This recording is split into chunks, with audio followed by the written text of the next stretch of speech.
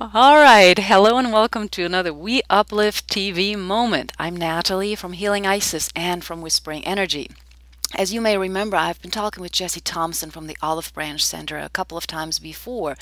Today I connected with her again to talk about what I think is a very important aspect because she and I talked before about motherhood.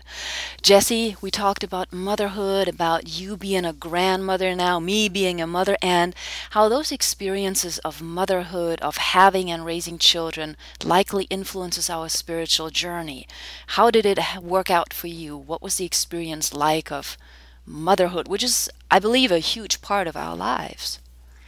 Well, motherhood was definitely a very, very important and probably the most important part of my life. Becoming a mother was the most awesome, miraculous thing. And I Hmm. think those of us that are blessed with children could agree on that, giving birth is just an amazing, miraculous event. And so, yes, it has been a very important part of my spiritual journey as Hmm. well, from the sense that it is a sacred miracle. I mean, that the idea that we can actually procreate and give birth to these beautiful babies and of hope, and the fact that children are our hope for the future too means that it Hmm. is a spiritual connection there between mothering, parenting, and thinking about how we can influence our children going forward. Hmm. But as far as me personally, the the energy and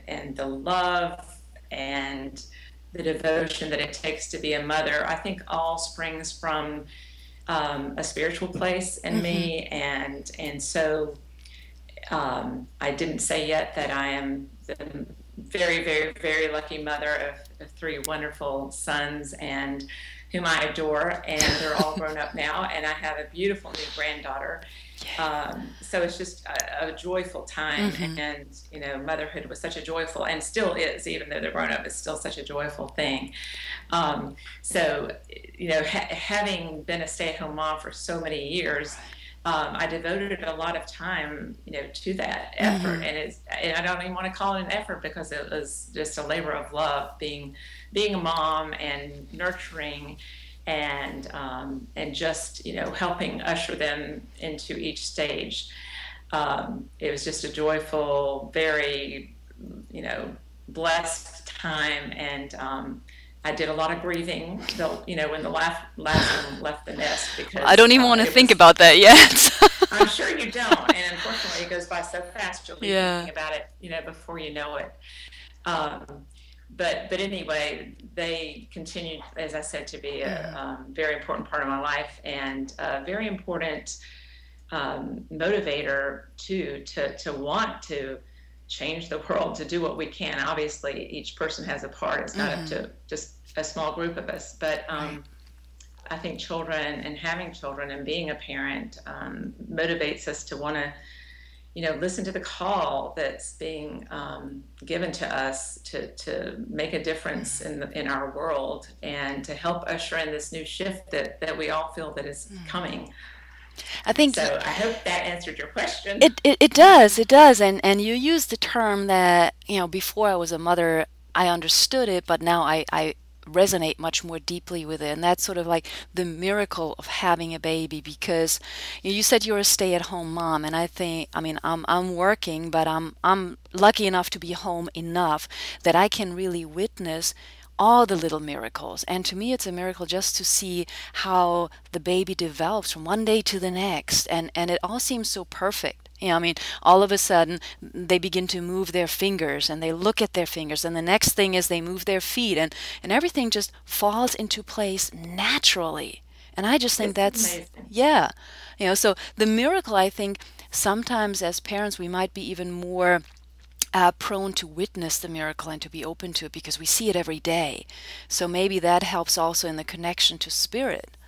Yeah. Right. Oh, I definitely think it makes a huge difference in the connection to spirit, Mm-hmm. as you said, because you're observing miracles every day, Mm-hmm. like you said, and just they're no, as you said, nobody can tell you what it's like, but you just see in their eyes and you can just see into their hearts and Mm-hmm. their sweet little faces. And also the other important thing to say, Natalie, is that being a mother or a father or even an aunt or uncle, Right. or being an important part of any child's life, will shed the light on how important it is to think about the children that Mm-hmm. don't have Yes. what we have, what our children have, the love or the material comforts, Mm-hmm. or just the food, the roof over their head, or anything. I think having a child or being close to a child makes you want to do whatever you can to seek that same thing for other children, Mm. because you know that we're all connected. You know that it breaks your heart to think about a child who is not loved or Yeah. who is not protected, and it's just unfair. They're innocent little children, and they should all have the chance to have what our children have. So that's another very important way that being a mother is connected to my Mm-hmm. spiritual journey and into what I'm doing in the world, because I just feel very strongly about that. And I think it's true. I mean, even if maybe, I mean, there are people, of course, who feel that way already, whether they are connected to children in their lives or not. The other thing that I was wondering about when I look at my child is I feel like she's here to teach me. So, Oh yeah. we often say, the parents teach the children, but I don't know. I think it's the other way around. Oh, I definitely agree with you. My children taught me so much, and they're still teaching me a Yeah. lot. And they'll tell you that, they're teaching me a lot. Hmm. And it's such a blessing, to even when they're too young to realize it, it's Hmm. incredible. But when they get older and they can actually recognize that, it gives them, a thrill and a sense of importance, and it's just a wonderful thing to witness as Hmm. it happens as they get older. Yeah. And what I've noticed is that, when I talked with Chris before, but you had also mentioned some of these aspects in our other conversations, authenticity and being true to oneself. And it seems to me that that might be one thing that children also teach us because they don't hold back. I mean, they look at somebody and they know whether they like them or not. They cry when they feel like it. They laugh. I They just tell seem you, to be authentic. that is right. Children are very authentic, and Hmm. that's another way we have a lot to learn from them. Hmm. And the other thing too that I'm sure you've noticed, and you'll notice even more, because babies, progress so quickly. But Yes. I feel like they have this intuitive sense of Hmm. being connected to the divine and to the world and Yeah. to nature, and they don't question it. It's just an intuitive sense, Hmm. and it's so beautiful. And I say this with sadness, but I feel like because our world is so into technology and into the mind and into staying busy and accomplishing things, that we're pulled away from Hmm. that innate sense that we have as children, that we're connected to everyone and to the divine and to nature. So I say that with sadness, but I really feel like with all the changes that are going on, there's a lot of hope that that will stop happening, that children will continue to keep that connection alive as they grow older. Hmm. Um, so I'm really excited for you now to have a baby and to be able to witness the miracle and Yeah. to see it on a daily basis, and then see it in the coming months. I think Hmm. you're just going to be blown away.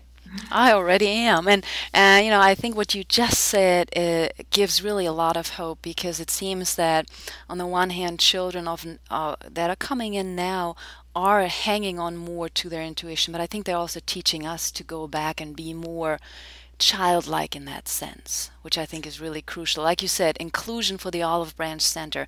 Children don't discriminate. They love everybody or they don't love everybody. It doesn't matter where you come from, Well, you and know? I tell you what, that is such an important thing to Mm-hmm. remember, that children don't. And it's going back to something I said earlier, that I Mm-hmm. think we're programmed to to know Mm-hmm. that we're all connected. And there have been studies done that show that when we are in periods of crisis, whether it's a war or whether it's a hurricane that hits town or an earthquake or whatever, our automatic default is Mm-hmm. to come together and to Right. help each other and to connect heart to heart. And it happens, as I said, almost automatically. We don't Hmm. think about it. So that goes back to what you're saying about how children don't discriminate. They don't even think about it. It's not Right. even on their radar. Yeah.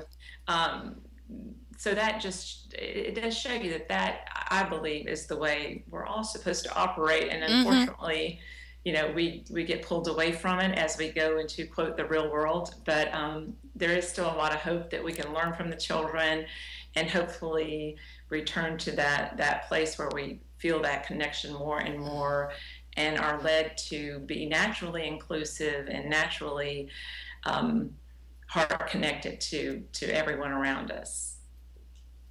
Yes. I don't know what else to say after that. So, since you Yeah. just put it all in a nice nutshell, I Well, want to I want to just thank you, Jesse. You spent a lot of time with me, and I think you really highlighted important aspects for inclusion, not just in spirituality, but in the oneness of everything. And I hope that people connect with you via the Olive Branch Center or of course, via the International Academy for Sacred Leadership. I can say this, and that hopefully we'll get to meet soon as well. well, Natalie, I've loved being with you. It's been a pleasure, and I would love to meet you in real person, even though we're getting to see each other's faces. I would love to Right, see you in real person. So thank you so much right. again. Thank you and have a great day. Thank you. You too. Bye bye. Bye.